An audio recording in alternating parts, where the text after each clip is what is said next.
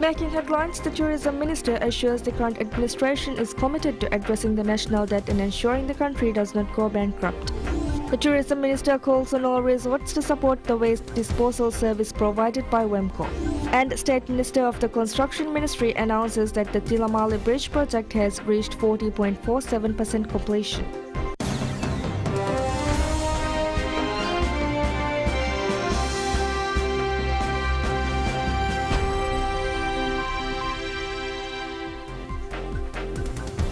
Welcome to the English News. I'm your host Malak Ahmed Fayaz. Now for the news in detail.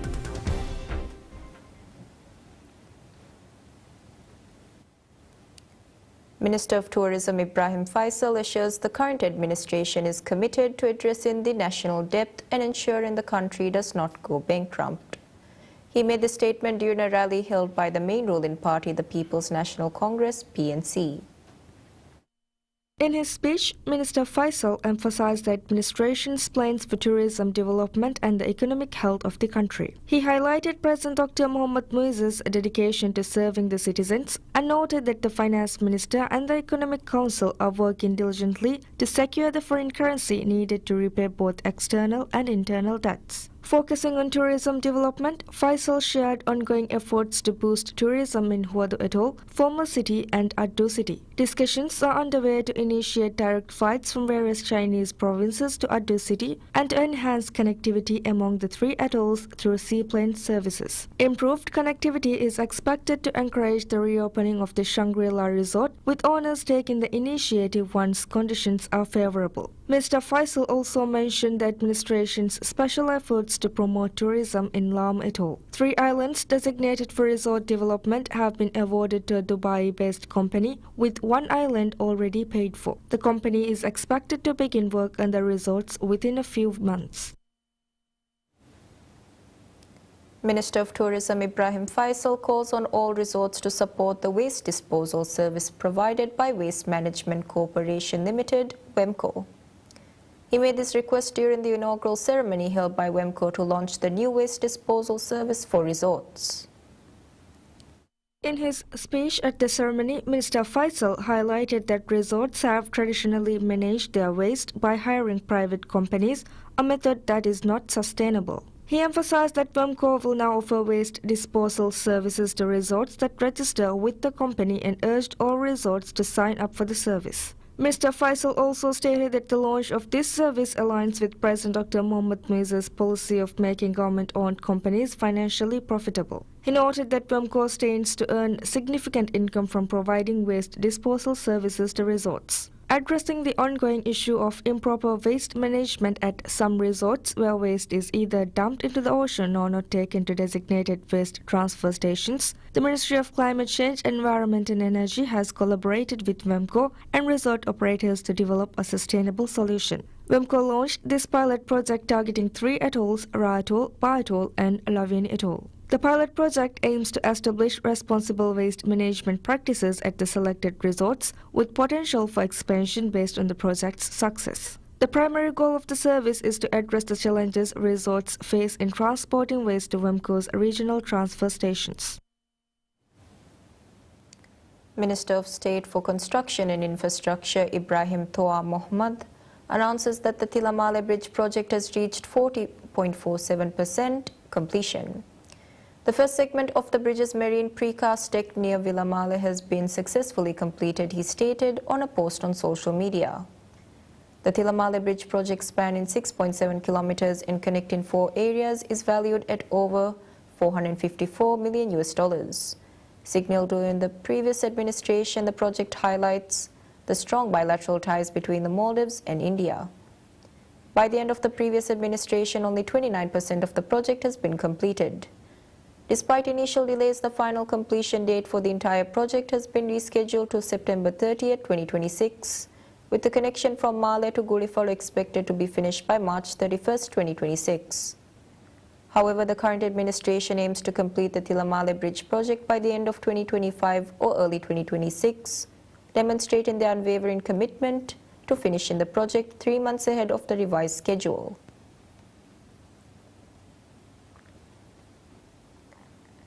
The Ministry of Higher Education, Labour and Skills Development announces that students receiving loan scholarships will not need to pay any fees or money to the government. This statement follows reports of fraudulent extortion targeting students who have applied for government scholarships and loans. The ministry revealed that scammers are contracting students claiming to represent the ministry and demanding money for services such as arranging visas, purchasing tickets and expediting processes. These scammers falsely promise faster services in exchange for payments. The ministry emphasized that students are not required to pay any money to the ministry or any associated agency for being selected for government scholarship or loan. There are no fees or charges for expediting services. Communication with students will continue through the official online portal and email. In cases where phone calls are necessary, they will be conducted under strict regulations. Students and their families are advised to verify the authenticity of any phone calls claiming to be from the ministry before sharing personal information. No financial transaction should be made based on such calls.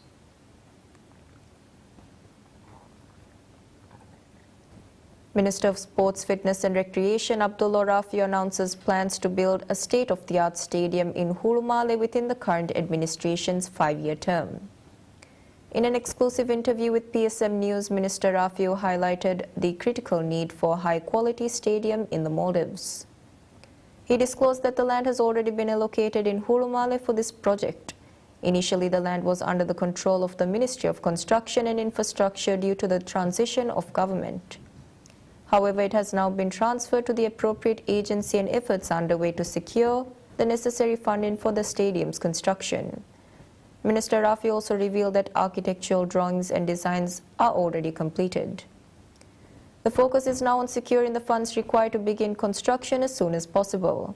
The goal is to establish an iconic stadium on the allocated land by the end of the current year, 5-year term.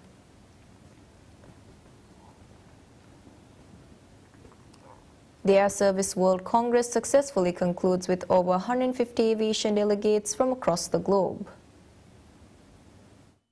The Congress was held from July 9th to 11th at Kurumba, Maldives, Sheraton Maldives Full Moon Resort and Spa, and Sai Lagoon, Maldives. It was also organized in collaboration with the Maldives Airports Company Limited (MSCL). The Congress serves as a key platform for professionals in the air transport sector to foster networking and business opportunities.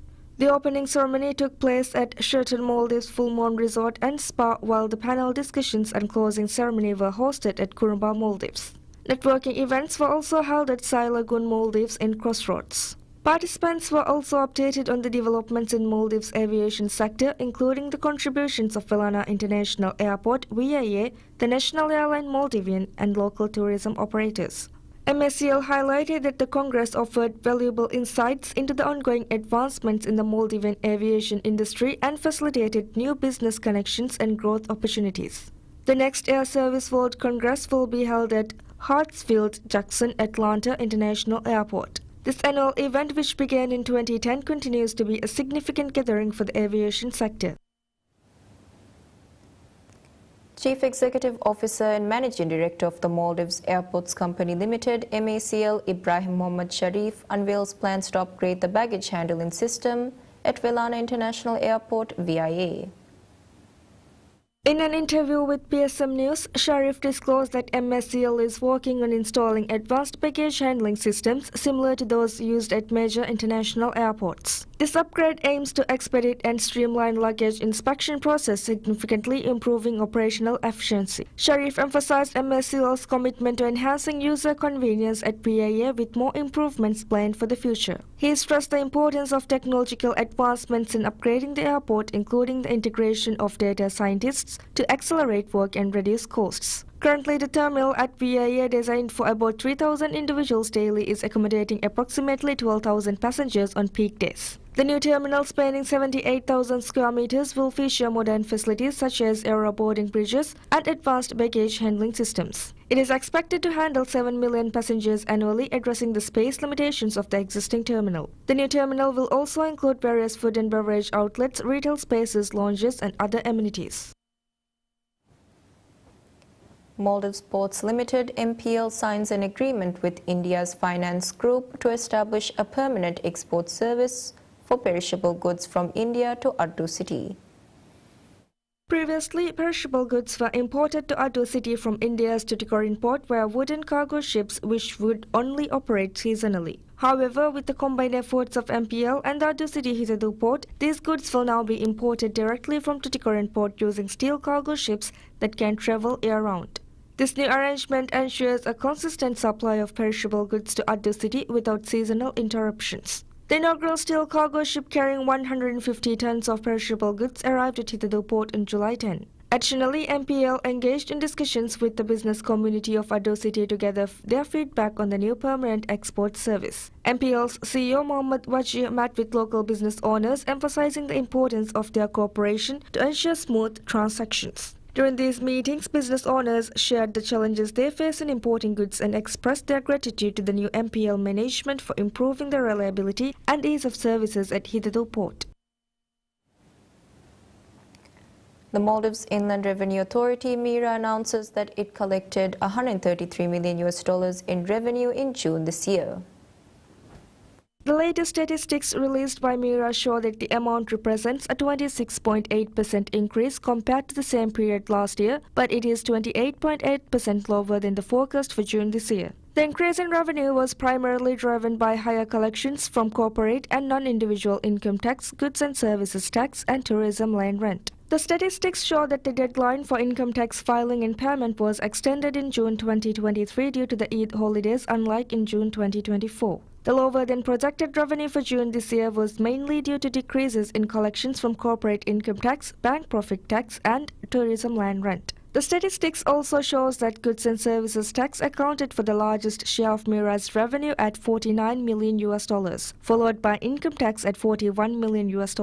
In addition, tourism land rent contributed $22 million, departure tax $5 million, airport development fees $5 million, and other taxes and fees $11 million.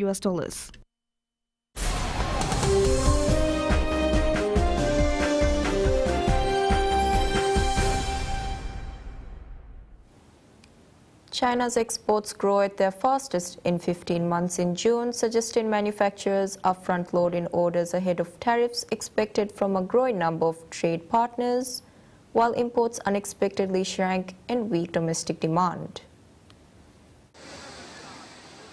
The mixed trade data keeps alive calls for further government stimulus as the $18.6 trillion economy struggles to get back on its feet. Analysts warn that the jury is still out on whether strong export sales in recent months can be sustained given major trade partners are becoming more protective. Chief economist at Pinpoint Asset Management, Jiwei Zhang, said that it reflects the economic condition in China with weak domestic demand and strong production capacity relying on exports. He said that the sustainability of strong exports is a major risk for China's economy in the second half of the year, and said the economy in the US is weakening while trade conflicts are getting worse.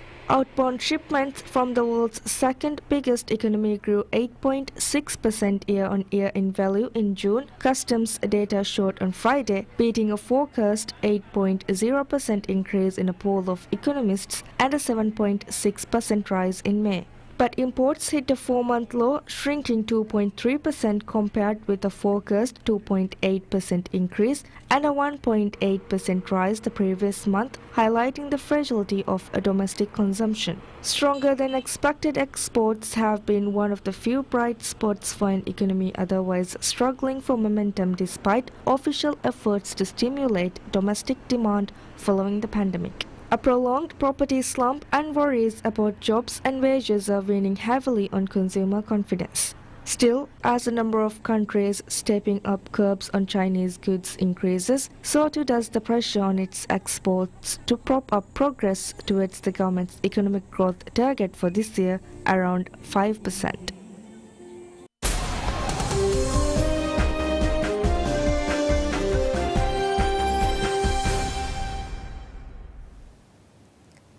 US President Joe Biden says he is disappointed with the problem-plagued effort to deliver aid to Gaza via a temporary pier, which American officials say will soon permanently end. The 230 million US dollars military pier has repeatedly been detached from the shore because of weather conditions since its initial installation in mid-May. The project also faced issues with the distribution of assistance due to conditions on shore. U.S. National Security Advisor Jack Sullivan told journalists he anticipates that in relatively short order they will wind down pier operations. Pentagon spokesman Major General Pat Ryder said in a statement that the pier will soon cease operations, with more details on that process and timing available in the coming days. The pier was detached from the coast late last month due to anticipated high seas, and Ryder said an effort to reattach it on Wednesday was unsuccessful. Ryder stated that U.S. personnel attempted to re-anchor the temporary pier to the beach in Gaza to resume humanitarian operations. He said that, however, due to technical and weather-related issues, they were unable to do so. The pier was damaged by bad weather in May and had to be removed for repairs. It was then reattached on June 7 but was moved to Ashdod on June 14 to protect it from anticipated high seas, a situation that was repeated later in the month. Biden announced the pier project during his State of the Union address in March as Israel held up deliveries of aid by land. But distribution has been a problem, with the UN World Food Programme suspending deliveries of assistance that arrived via the pier last month to assess the security situation after Israel conducted a military operation nearby.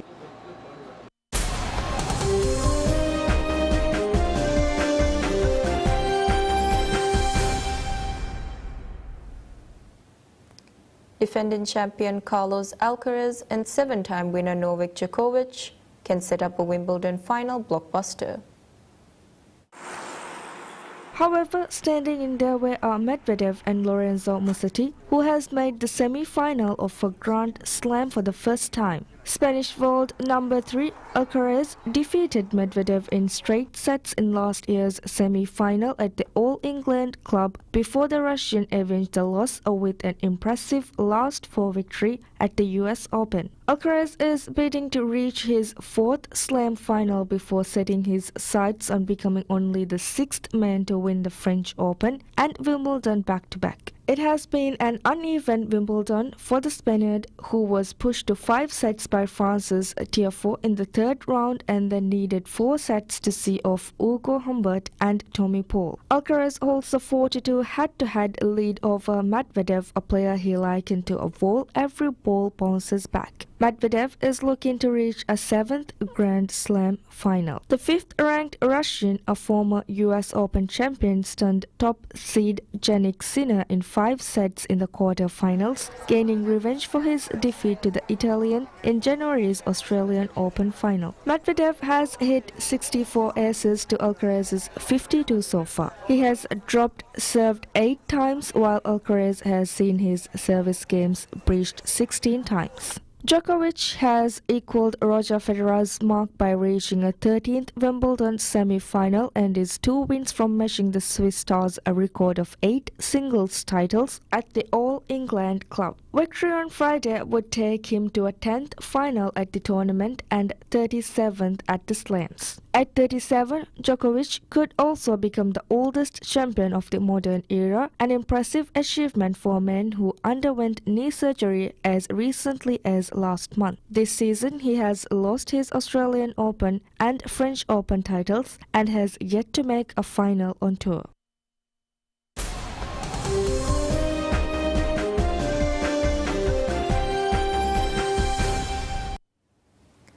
Irish rock and blues star Rory Gallagher's 1961 Fender Stratocaster guitar, described as the most recognizable Strat in rock history because of its worn appearance, is headed for auction later this year with the estimated price of up to $1.28 million. Gallagher bought the electric guitar in 1963 for £100 on credit from the owner of Crowley's music store in the southern Irish city of Cork and played it up throughout his career. Known for his electrifying live performances, this was the guitar he used on stage and in studio.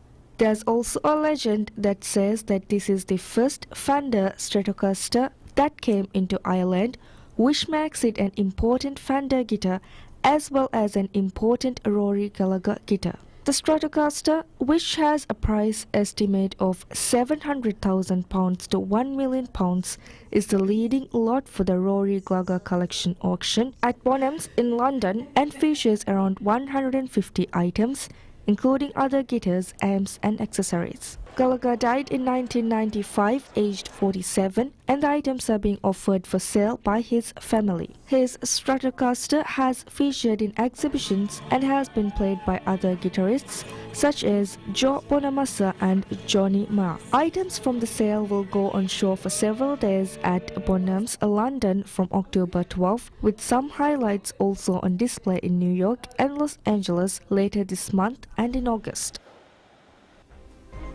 That's all the news we have for today. Thank you all for watching.